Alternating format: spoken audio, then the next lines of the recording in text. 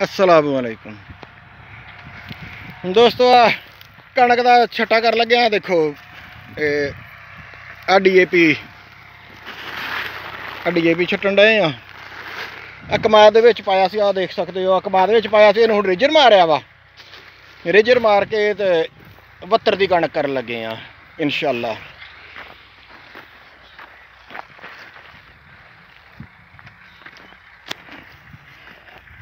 आ देखो माशाअल्लाह बहुत ज़बरदस्त काम हो गया।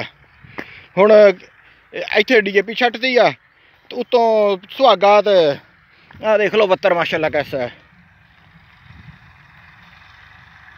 माशाअल्लाह 72 बहुत ज़बरदस्त आ। हुण उत्ते DAP छट्टन डे आ। तो DAP छट्टन तो बाद इहदे विच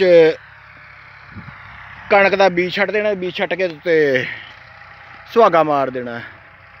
आ देखो ट्रैक्टर, थोड़ा जूम करके दिखा लेना। आ ट्रैक्टर मारन डया रेजर।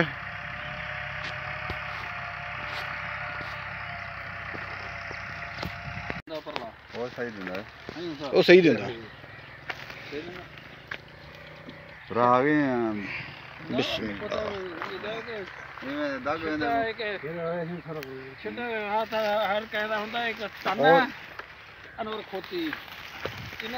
आ देखो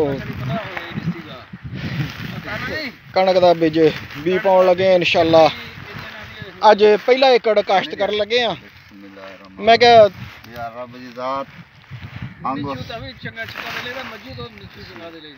पहला एकड़ काश्त कर लगे हैं। तो मैं क्या वीडियो भर के दोस्तों नाल शेयर करा। चल बस बहुत है नहीं बहुत विच गिरे ना झोली चो। चल बिस्मिल्लाह बिस्मिल्लाह निशु पढ़ ले।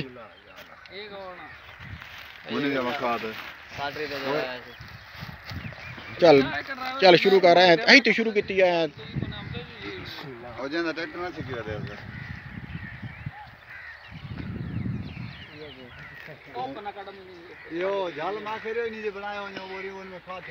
छटा पधरा वे जड़ा। आ देखो माशाअल्लाह बिल्कुल जबरदस्त छटा आउण डया वा। इंशाअल्लाह अल्लाह तो खैर 7-8 दिन जमे होनी। जिदन कणक उगे फिर भी मैं इंशाअल्लाह आपदे दोस्तां नाल इहदी वीडियो बना के शेयर करूँगा। इस तरह दी होर वीडियो देखने लिए मेरे चैनल को सबसक्राइब कर दो, नाल घंटी वाले बटन भी नप दो। जज़ाकुमुल्लाह खैर।